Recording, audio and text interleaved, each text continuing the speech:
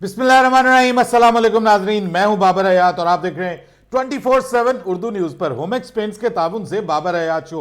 नाजरीन, जैसे जैसे पीएसएल का स्टार्ट करीब आ रहा है, पीएसएल के अंदर राइवलरीज जो हैं वो जरा ज्यादा तगड़ी और सख्त हो रही हैं और इस वक्त जो सबसे तगड़ी और सख्त राइवलरी सामने आ रही है वो कराची किंग्स के इमाद वसीम और पेशावर जल्मी के बाबर आजम के दरमियान नजर आ रही है। और इमाद वसीम इस वक्त सोशल मीडिया पर बड़े जबरदस्त रगड़े का शिकार हैं और बाबर आजम के फैंस जो हैं वो इस वक्त इमाद वसीम के पीछे हाथ धोकर पड़ गए हैं। और उसकी वजह क्या बन रही है? इमाद वसीम ने एक बयान दिया है बाबर आजम को लेकर के इशारतन। उस बयान के बाद सोशल मीडिया पर बाबर आजम के फैंस ने धुलाई करनी शुरू कर दी है इमाद वसीम की। असल कहानी क्या है, आज के इस प्रोग्राम में हमारी ये टॉप स्टोरी होने जा रही है, इसके ऊपर बात करेंगे। इसके अलावा हम बात करेंगे बाबर आजम के लिए कुछ अच्छी खबर है जनाब, बड़ी ही अच्छी खबर है और बाबर आजम एक बार फिर लाइमलाइट में आ गए हैं। क्या है बाबर आजम के लिए, इसके ऊपर भी बात करेंगे। सो दो खबरें बाबर आजम के फैंस के लिए हैं। इसके अलावा अगर हम बात करें तो दुनिया क्रिकेट की एक बड़ी टेस्ट सीरीज का आगाज होने जा रहा है। वर्ल्ड टेस्ट चैंपियनशिप के फाइनल की तारीखों का भी ऐलान हो गया है। सो काफी सारी क्रिकेट अपडेट्स हैं जो आपके साथ शेयर करने जा रहा हूं। लेकिन आगे बढ़ने से पहले आपसे गुजारिश कि अगर आप हमारे चैनल पर नए हैं तो प्लीज हमारे इस चैनल को जल्दी से कर दीजिएगा सब्सक्राइब और बेल आइकन को पुश करना मत भूलिएगा। मुझे फॉलो कीजिए इंस्टाग्राम पे @बाबर हयात शो और हमारे पेज को फेसबुक पे लाइक कर लीजिएगा। तो जनाब, आगाज हम करते हैं दुनिया क्रिकेट की बहुत बड़ी सीरीज, महासीरीज अगर हम कहें इसको तो गलत नहीं होगा। वो है ऑस्ट्रेलिया बनाम इंडिया, शुरू हो रही है कल से और इसमें पता चल जाएगा कि क्या ऑस्ट्रेलिया में इतना दमखम है कि वो भारत में शिकस्त दे। उस भारत को कि जो पिछले 10 साल में 15 टेस्ट सीरीज खेली है अपने मुल्क के अंदर अपनी कंडीशंस में और एक भी नहीं हारी और सिर्फ 2 टेस्ट मैचेस हारी है लास्ट 10 सालों में।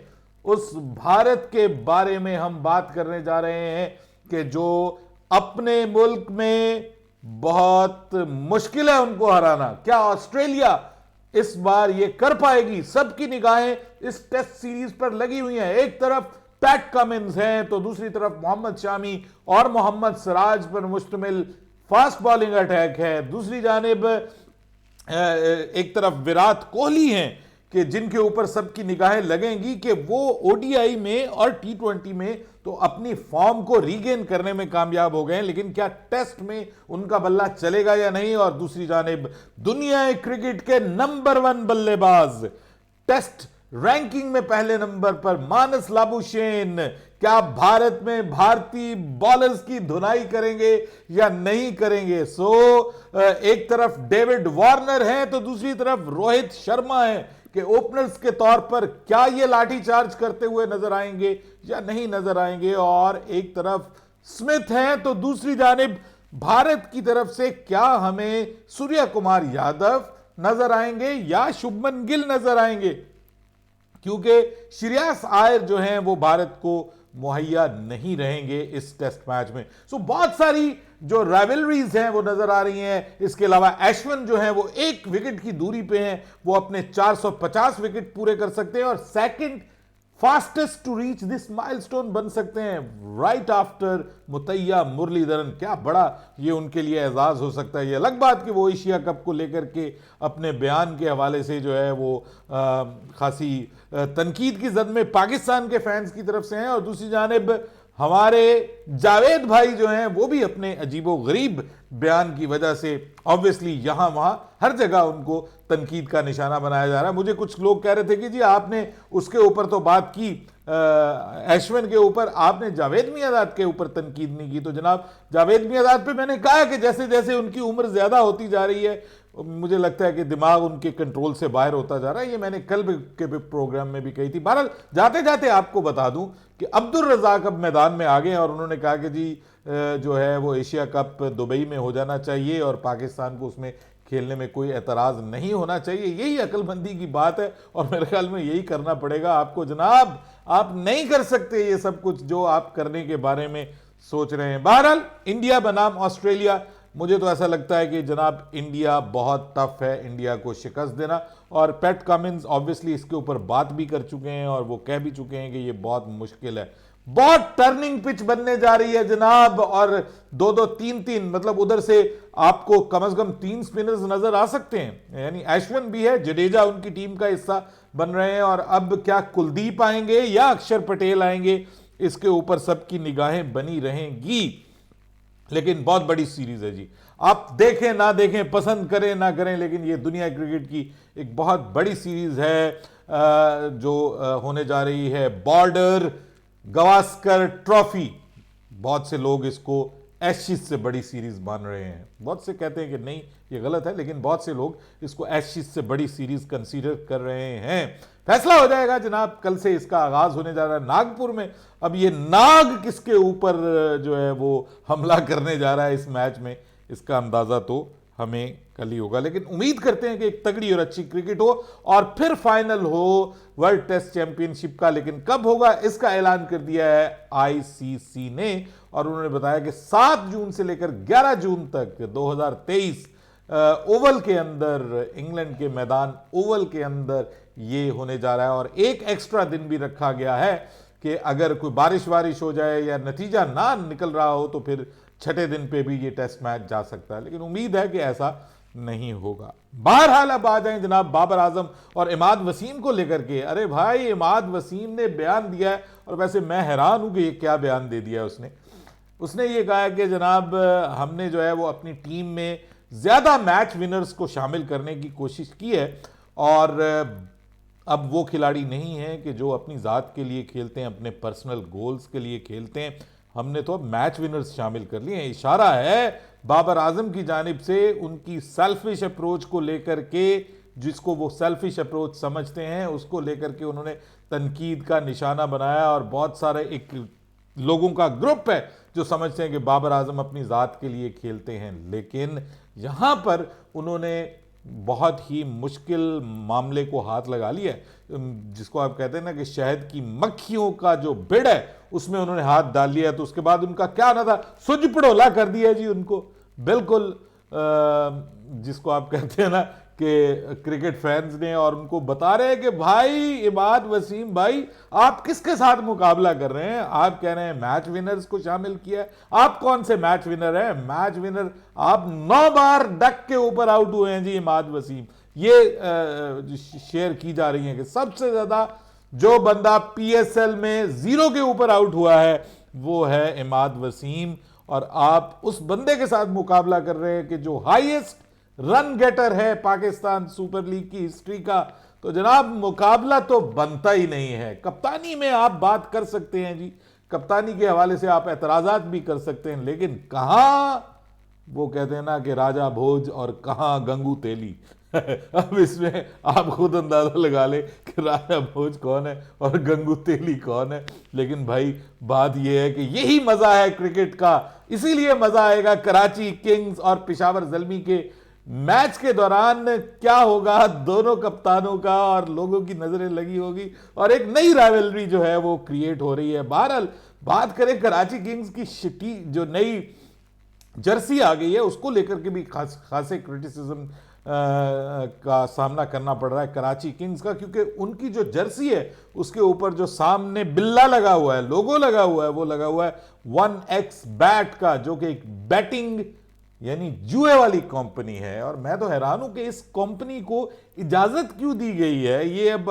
पीटीवी के ऊपर जनाब इसके एड्स चल रहे होते हैं, पीटीवी स्पोर्ट्स के ऊपर, और इसको जनाब एक सिर्फ फैंटेसी के तौर पे लिया जा रहा है, फैंटेसी स्पोर्ट्स वेबसाइट के तौर पे। हालांकि इंडिया में ये बाकायदा और दुनिया के दूसरे मुल्कों में बाकायदा एक जुए वाली वेबसाइट है और उसको सपोर्ट किया जा रहा है। तो ये एक मैं कहता हूं कि बड़ी गलत बात है। मैं तो बिल्कुल इसको एग्री नहीं करूंगा और मैं बिल्कुल इसके अगेंस्ट हूं। मैं कहता हूं कि ये काम नहीं होना चाहिए। कराची किंग्स वालों, आपको शर्म आनी चाहिए कि पैसे के लिए, ठीक है एआरवाई ग्रुप ये, लेकिन पैसे के लिए अब आप ये भी करेंगे कि आप एक बैटिंग की वेबसाइट जो है उसको अब आप अपनी सीनों के ऊपर सजाएंगे, तो फिर मैं तो आपको जीतते हुए बिल्कुल नहीं देख रहा। क्योंकि जिसने वो कहते हैं ना, जिसने खेला जुआ वो किसी का ना हुआ।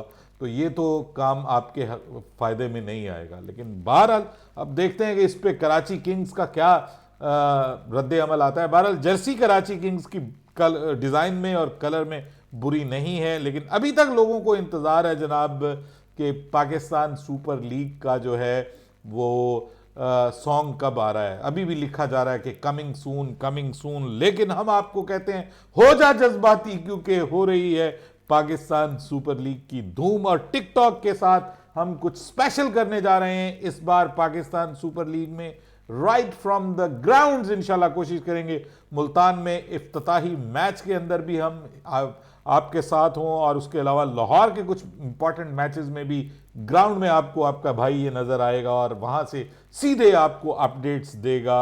पाकिस्तान सुपर लीग इस बार 24/7 उर्दू न्यूज़ पर होने जा रही है, बहुत ही स्पेशल। लेकिन बात यह है कि बाबर आजम की बात यहाँ पर रुकती नहीं है।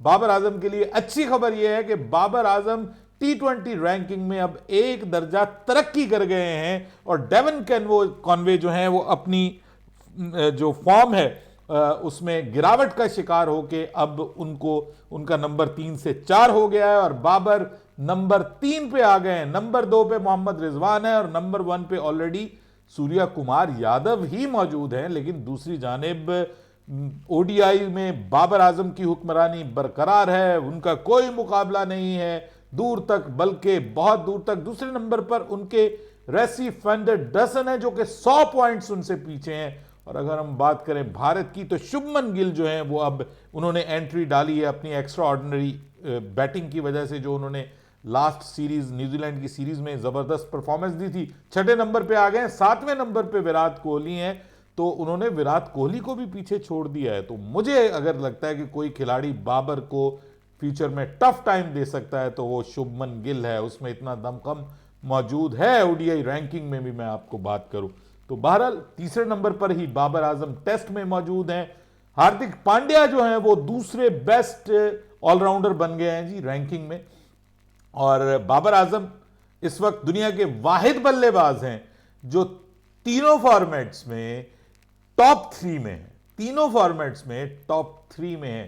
तीसरे नंबर पर T20 में, तीसरे नंबर पर टेस्ट में, और पहले नंबर पर ओडीआई में। सो बाबर तो एक ब्रांड है साहब, और ब्रांड का एक नाम है, और नाम पूरी दुनिया में इस वक्त छाया हुआ है, और उम्मीद करते हैं कि इंशाल्लाह ये नाम जरूर छाया रहेगा। लेकिन क्या वहाब रियाज पीएसएल से बाहर हो रहे हैं? ये एक बड़ी ब्रेकिंग न्यूज आ रही है, और खबर ये आ रही है कि वहाब रियाज 12 फरवरी को वजीर खेल का ओहदा संभालने के लिए तैयार हो रहे हैं। 12 फरवरी को उनसे हल्फ लिया जाएगा गवर्नर हाउस में। लेकिन अगर वो वजीर खेल बन जाते हैं तो क्या वो फिर पीएसएल खेल पाएंगे? बड़ा सवालिया निशान वहाब रियाज की पीएसएल में शमूलियत को लेकर लग गया है, और क्या वहाब रियाज पाकिस्तान सुपर लीग का हिस्सा बन पाएंगे? ये all depends upon the permission कि जो वजीर आला, निगरान वजीर आला मोहसिन नकवी को उनको परमिशन देनी है कि वो पीएसएल को खेल सकें, या फिर उनको पेशावर ज़ल्मी को छोड़ना पड़ेगा। अब करना क्या है? या तो उनको पीएसएल को छोड़ना पड़ेगा, या फिर उनको वजारत को छोड़ना पड़ेगा। अब वो करते क्या हैं, इसके ऊपर सबकी निगाहें लगी हुई हैं। सबको इंतज़ार है कि 12 फरवरी को क्या वो अपने ओहदे का हलफ उठाते हैं या फिर नहीं। दूसरी जानिब कामरान अकमल के हवाले से खबर यह है कि वो सिर्फ 1 वीक के लिए जो है वो पेशावर ज़ल्मी को बैटिंग कंसल्टेंट के तौर पर ज्वाइन कर रहे हैं। उसके बाद वो अपनी जो दूसरी मसरूफियात हैं, जो सिलेक्शन की मसरूफियात हैं, उसकी वजह से उनके लिए ये कंसिस्टेंटली ऐसा ज्वाइन करना मुश्किल है, बहुत प्रॉब्लम होगी उनके लिए। ये थी अब तक की अहम तरीन क्रिकेट अपडेट्स। अपनी राय दीजिएगा कमेंट सेक्शन में। बाबर हयात को इजाज़त दीजिएगा। अल्लाह हाफिज़।